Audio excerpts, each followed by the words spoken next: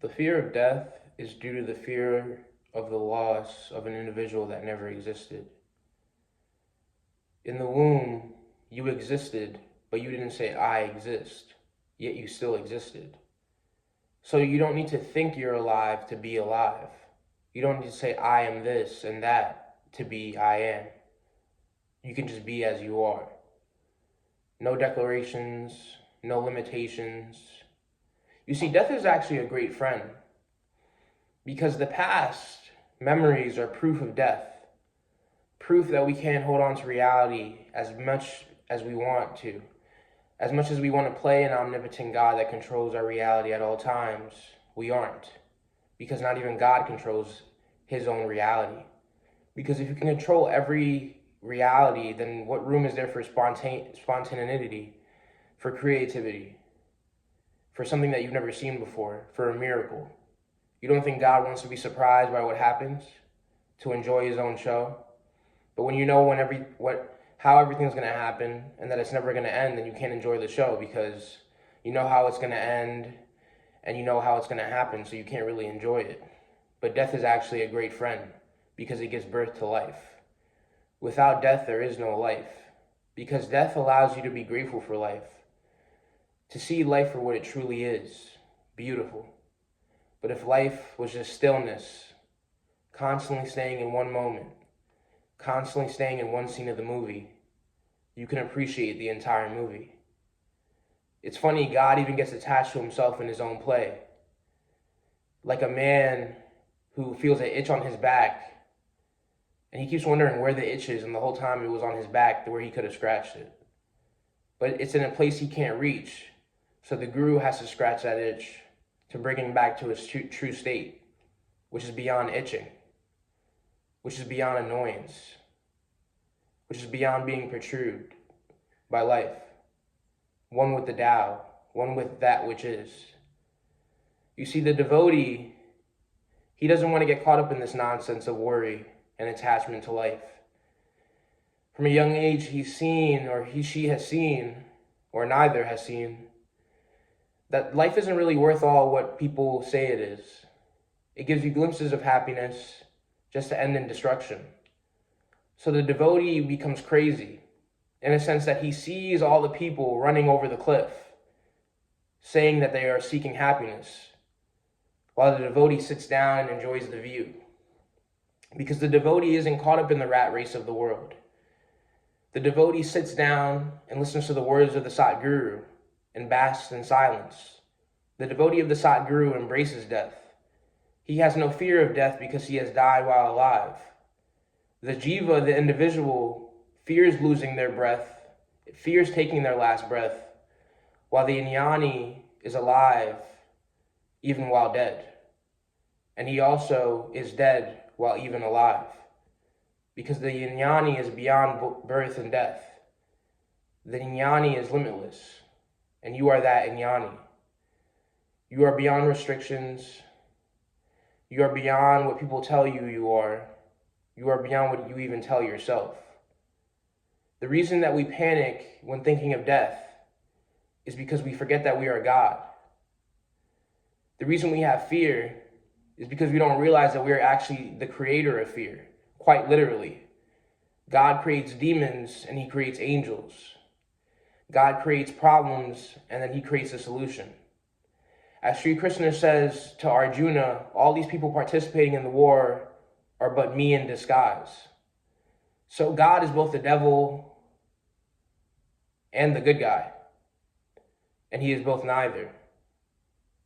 Because when we look at life, as a devotee has paid attention, just like Shakyamuni Buddha, the devotee starts to notice that nothing lasts.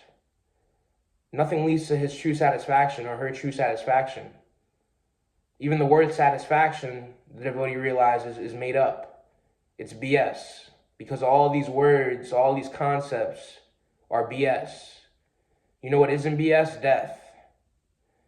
The truth that Buddha said, which life is suffering. Why is life suffering? Because it's constantly disappearing. It's constantly ending as soon as it began. Almost like a torture chamber. But this torture chamber is self-created.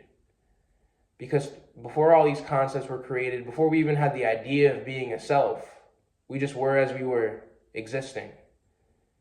When a man is in a coma, he's not aware he's alive, but yet he is still alive. So you don't need to think I am alive to be alive, because you are just pure being. Unconcerned with what comes and goes, you should be. As Sayyid Siddhar Meswar said, let the world be drowned, a saint doesn't care. A saint has no worries. A saint is beyond this world. A saint is not a saint in the eyes of others. A saint is a saint because he refuses to let himself suffer. A saint isn't concerned with the suffering of others because there are no others. A saint is concerned with not being cruel to himself. Not being cruel to himself by fearing the inevitable, fearing loss, fearing attachment. As Sayyid Siddhar Meswar says, you should have no concern who gets help from you achieving self-realization. You should achieve self-realization for yourself, and naturally people will be benefited. Enlightenment is actually the most selfish goal in the world, because it's you wanting to be completely independent. And I don't mean selfish in a negative way, but selfish in a way where you've finally decided to not let the world dictate how much you fear, how much you worry, how happy you feel, how safe you feel. You realize that even in a home, you are always homeless. So there's nothing to hold on to. There's nothing to be concerned about because it was never there.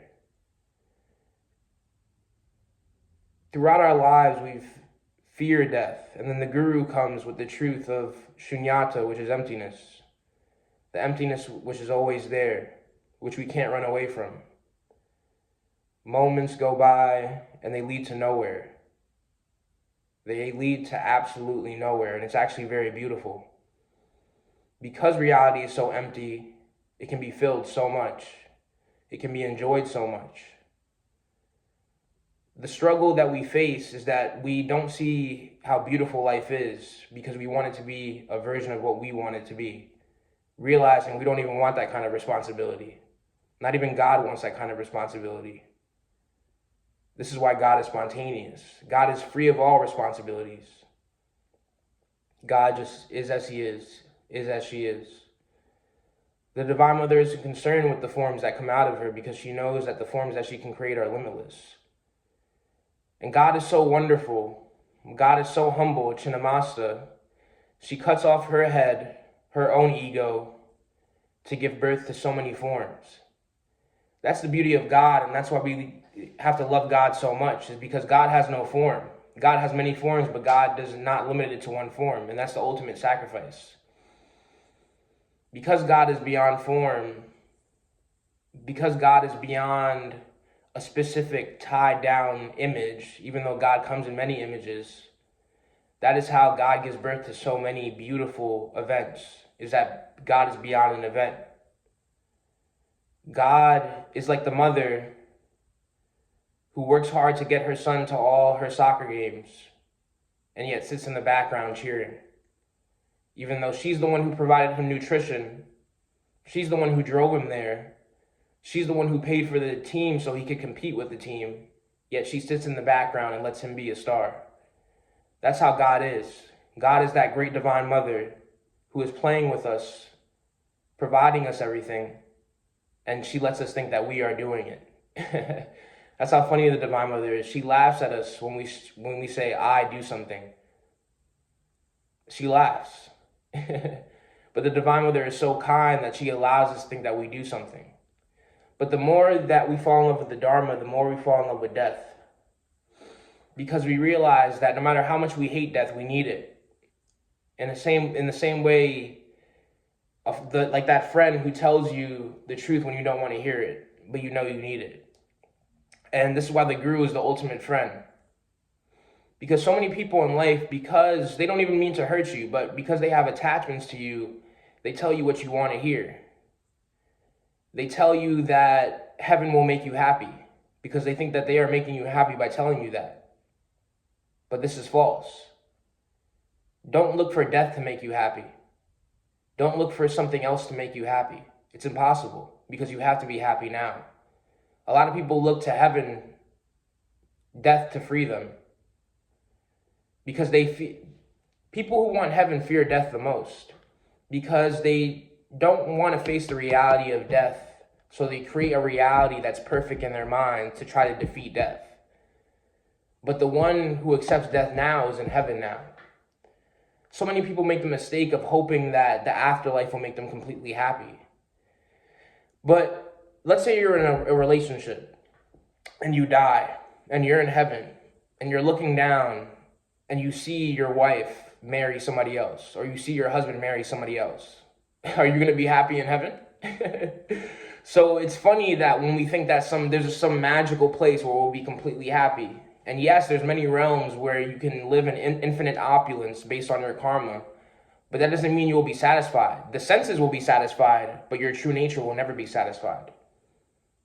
And this is why death is so beautiful, because it's only when the devotee loses something is when he really gains. It's only when the devotee suffers that he can get and is poor in this world that he can gain infinite wealth. The beauty of being spiritually poor is that it gives us an opportunity to be spiritually wealthy. So no matter how much in our life that we've been paying attention to materialism, no matter how many slips and falls that we have, when we were dedicated to the Dharma, the Guru's teachings, we can never fall. We can never fall. So many times in life, Maya will try to grip and grab at you to convince you that you're worthless, that you're stuck in the labels that people put you in. But this is exactly why the ego has to die. Because it's death that is your greatest friend, because it gives you the opportunity for everlasting rebirth. But when you betray death, when you look at death as ugly, it treats you ugly. But when you embrace death, when you run with death, it runs with you. So we can't fear death because it allows us to be limitless. And the Dharma always has our back in reality, because the Dharma is the ultimate slayer of suffering. And death is actually a great teacher. Sage Narada Muni, his mother died of poison. His kind mother, she was very affectionate, but she died bitten by a snake. And Narada Muni said, this is supreme time. He had learned from his guru, so he said, this is supreme timing. So Narada Muni, even though this poor boy had lost his affectionate mother, because of his guru's teachings, he saw this as a blessing from God. This is supreme timing. Because Narada Muni lost his mother, because of death taking his mother away, Narada Muni became even closer to God. And this is why, even though he's lived so many years ago, I'm talking about him to this day. Because instead of letting death defeat him, instead of letting Maya defeat him, he took the sword of the Dharma given to him by the Guru and slayed Maya. He slayed suffering. He refused to be unhappy because he was given an unfair deck of cards. He doesn't care. He throws away the cards. He doesn't care. He doesn't care because he has the Dharma. One who has the Dharma has no concerns, has no worries. He abides in his true nature. A devotee of the Sadguru can't be defeated by life. As Sri Krishna says, by engaging in devotional service to me, my devotee washes away all sins that he might have committed. So it doesn't matter. Die so you can truly live. Don't fear death. Embrace it, hug it, and I promise it'll hug you. Don't fear the Divine Mother. When she's ripping you apart, she's creating you anew. It'll feel painful at first, but in the end, it'll feel wonderful. Just like a needle ingests into somebody a drug to stop them from feeling pain due to a horrible accident. But really, that drug is helping them heal. The needle hurts at first, but the drug is helping them calm down and their body relax so they can finally heal. So let the Divine Mother spin you how she wants to, because she's going to do it anyway. And if you try to force the Divine Mother into a version of what you want her to be, she'll whoop your ass every time. So stop running away from death. Face it, and I promise it'll run away from you.